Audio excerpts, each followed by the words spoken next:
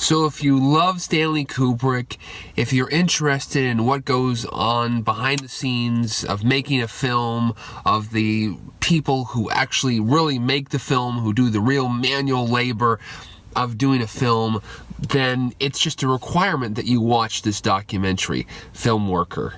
It's an incredible film, and it's a must watch. That's the only thing I can say. It's a must watch. So this documentary, Filmworker, which is kind of winding its way through theatrically throughout the United States, it's coming out in the UK. I think it's already on video on demand, and it's coming out on DVD.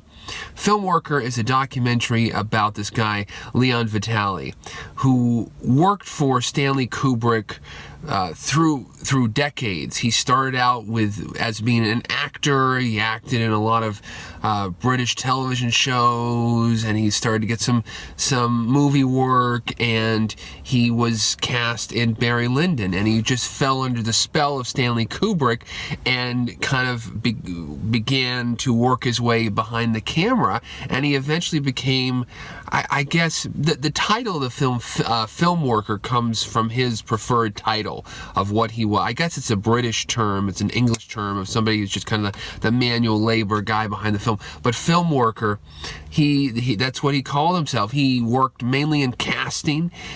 He worked in The Shining, casting, being Danny Lloyd's acting coach, and doing a lot of stuff with him, but doing a lot of other things behind the scenes, eventually working his way into post-production, working his way into supervising the foreign versions, the foreign language versions of Stanley Kubrick films, the foreign artwork and the press campaigns for all of his films. And he worked from The Shining to Full Metal Jacket, and then into all of the unrealized projects in between, and then eventually in Eyes Wide Shut, his last project. And an interesting story of a guy who worked behind the scenes with Stanley Kubrick on these films. You get a different picture of Stanley Kubrick. There's a lot of candid behind the scenes home video of him working, and almost every scene that you see of Leon Vitali in this film, he's surrounded by boxes, cardboard boxes of materials and notes and all of this stuff. It's a very experiential film. You feel like you're there with him, working with Stanley Kubrick, and it's an interesting, it's such a emotional film. I mean, Leon Vitali, the first time you hear him speak, you hear the warmth and intelligence, and you believe everything he says. He has a very kind of honest, believable type of vibe about him. You know, the first time you see him and you hear him talk about his experiences with working with Stanley Kubrick and the long hours, and I mean, that's one thing they go into this film about, how, you know, Stanley Kubrick at the beginning was a nice person, and he had exuded this nice and kindness, and that was kind of the honeymoon, and then he started treating him like shit, and he started really being hard on him, being a slave driver, and literally demanding 12, 16, 20, 24-hour days, you know, like this guy, you know, basically, you know, sleeping in the office and then waking up and then having to do other things and supervise all this stuff, and phone calls and phone calls and phone calls. And he goes into what an average day, you know, driving into the Stanley Kubrick estate was like, and then how he would work there 16, 20, and then come home and he'd still be working. He'd be making phone calls on his own, you know, and calling people, and Stanley Kubrick was an interesting individual. You know, he in one way he was completely shut off from the world, but in another way, you know, people were constantly writing him, young filmmakers, people, fans, constantly writing him. There's a lot of stories that you see of people writing him and getting a response, and I used to read all these old filmmaking books, and they talk about all these people who'd contacted Stanley Kubrick or sent them their little science fiction film. There was one, I think it was a woman or a man that Stanley Kubrick had offered this person access to all of the sound effects from 2001, but they decide they want to do their own thing. All of this stuff, all of these stories, you know, and correspondence, and just this guy who seemed to be just working constantly, this guy Stanley Kubrick, and Leon Vitali saw that, and he wanted to work just as hard. And so it's an interesting story. He goes, and there's a lot of interesting anecdotes, of course, of Leon Vitali. You could make a movie 5 times this length of all the little anecdotes and little things that Stanley Kubrick was obsessed over, his obsessions, his need to categorize things and put in boxes and document everything and write it all down. That's what Leon Vitali says. He forced you to write everything down, and so there's these endless books that Leon Vitali shows us of, you know, stuff like where he documented all of the work hours of Danny Lloyd on The Shining, documenting all of these other things.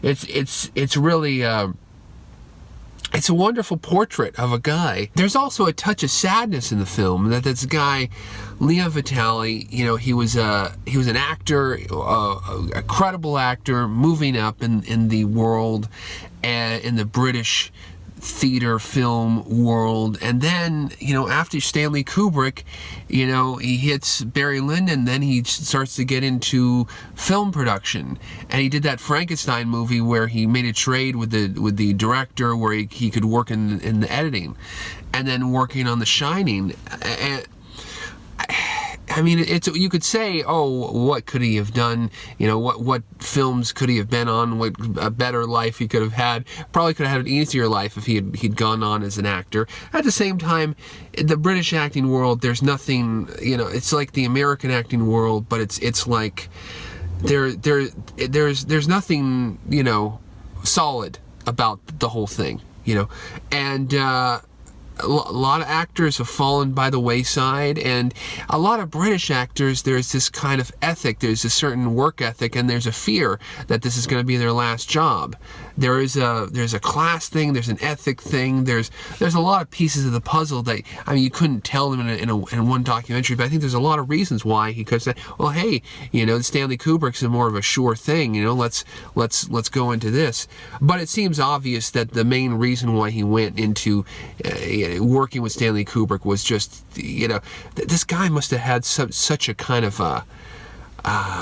you know, everyone describes him as a master, and he must have just had such kind of a magnetism in a way that I don't think normal people do, that you'd want to continue working for him. It's just and basically dedicate yourself for 30 years to working week in, week out. He tells the Christmas story of where, you know, on Christmas Eve he got yelled at by Stanley Kubrick, and then on Christmas Day started, you know, the constant phone calls. I mean, in a way, these stories about Stanley Kubrick are they're sometimes they're not always totally flattering, because they really portray him as this really, you know, guy who would really drive people to the edge in order to get something, and then the end of the day with like, it's a story that many filmmakers have,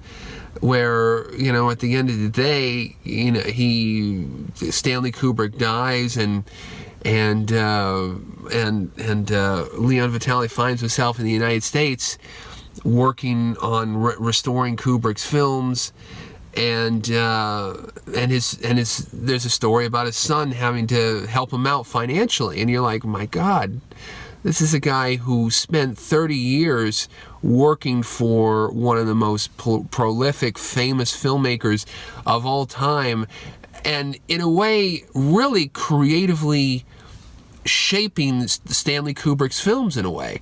I mean, the casting of The Shining and Full Metal Jacket and Eyes Wide Shut, well, he was intimately involved in that. The reason why we see some of these actors, of course, Stanley Kubrick and the casting directors are making the full decisions, but I mean, Vitali's really a big part of that, and I'm sure he was part of a lot of other little tiny decisions, and to have a guy who was such, in a way, who works so closely, he becomes not just a glorified PA. He becomes more not a glorified personal assistant. He becomes almost a kind of a collaborator in a way. I don't know if anybody wants to acknowledge that or wants to argue that, but it seems just clearly evident that that's what's going on. He's become a creative voice, one of probably many creative voices, but a creative voice in a sense of continuity all the way from Barry Lyndon to Eyes Wide Shut. I mean, you know, if he sucked, if he wasn't a part, if he wasn't a contributor, if he couldn't execute, Stanley Kubrick wouldn't have kept this guy, you know, wouldn't kept him throughout that years. You know, it was obvious. Or maybe you feel like he's the only guy who would take the shit of Stanley Kubrick, who would take all this bullshit and still hang on. Because he was so transfixed with the pure intelligence and creativity and artistry of these films. But I mean, the fact that a guy who's really a collaborator of Stanley Kubrick for all of those years, whether you want to acknowledge it or not, and then just kind of is cast aside, you know, and then the whole thing at the very end where he you know, they have the big Stanley Kubrick exhibition in Los Angeles, and Leon Vitali's not even noticed. That again, there are parts of that are tragic, and it does. But I mean, there's so many stories like that in filmmaking where the people who really, as I said, the film workers. I mean, this film is very appropriately named. This film is not about, oh, the agony and the ecstasy and the artistry of Stu. It's about a film worker. It's about this guy who made stuff happen. And the film does kind of, in a way, kind of go off in other directions in I think, very appropriate, where it talks about other filmmakers saying how they worked all these long hours, and it's many things. The movie is a biography of Leon Vitali. It's a cautionary tale, I think, as well. It's a story about the many facets of Stanley Kubrick, from the artistry and the creativity to the obsession, to a guy who pretty much wore himself out. You know, I mean, he describes the last week of Stanley Kubrick driving around where he was just completely worn out. And a guy who pretty much died of exhaustion. There's a story that he talked about of Stanley Kubrick where he said that he died reaching for an oxygen tank in his house. And the question I had is, why is he on oxygen tanks? Why is he on oxygen? What's going on with that? What was the whole story? You know, what kind of illnesses did he have? And also Leon Vitali, there are moments where they talk about him getting really thin and everything, and there's a suggestion of illness, but I don't know if he had any. There's all these suggestions of so many things that, in a way, you could, you know, it's just, you have a feature-length documentary. You could make this movie 5 or 10 hours, and I think it still would be incredibly fascinating. You could do a whole mini-series on Stanley Kubrick and Leon Vitali, and I think you could have enough details from those few decades of movies that they made together, and all the little weird stuff in between. The false starts, the wartime lies, aka the Aryan Papers, the movie that Stanley Kubrick started and then kind of killed because of Schindler's List and everything, and AI and all of those little, the lost projects. This is such an interesting subject. It's such an interesting movie. So many interesting details, and what emerges throughout all of this is the humanity and the warmth and the kindness of this guy Leon Vitali, which you just feel it just exudes it throughout this guy, and it really is. It's a good movie. It's a good movie. So many of these Kubrick films are cold, deifying to Stanley Kubrick. They're a little bit boring, they're a little bit this, they're a little bit that. But this is the insider. This is the guy who had made so many decisions, and it's almost like people are happier with the myth of Stanley Kubrick. They're happy of the myth, and to mythologize and to proselytize and go on, then talking to the guy who actually was right next to the guy who said, no, they didn't do this, no, they didn't that, his breakdown of Room 237, where, he's talked over the years of like, no, Stanley Kubrick didn't do all this stuff. He didn't fake the moon landing. There was no intentions of all of this stuff, because I was right there where he was doing this stuff. A chair moved or a typewriter moved. Well, because that's what we were shooting for 8 months. Stuff moved,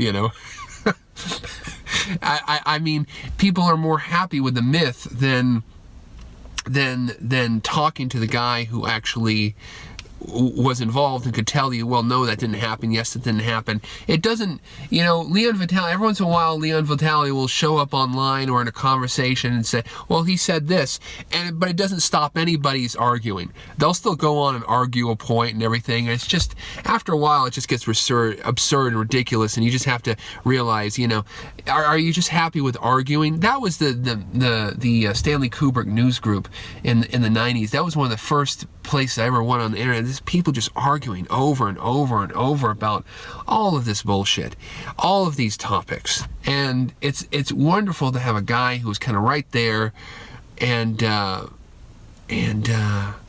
you also feel that a little bit, the fact that he's tired of all these arguments and ridiculous stuff. He's like, hey, I was here, I know this is what happened. And in a way, he has such an honesty and a truth to him. I trust a lot of what he says, and I don't think there's a lot of BS coming out of Leon Vitali. A great film, an illuminating film, a film of many facets, a wonderful documentary that you need to check out. I just can't say enough about it. It's just it's one of those documentaries that's like life affirming too. It's just like, even if you don't even care about the subject matter, well, I think in this case with Kubrick, you just have to know the obsession and the myth, and so it's very interesting to see the real person behind the myth. Both Leon Vitali's vision of Kubrick and Leon Vitali himself, just to see, kind of peek behind the curtain at the real face of Oz. That's always interesting. And so, Filmworker, a great documentary.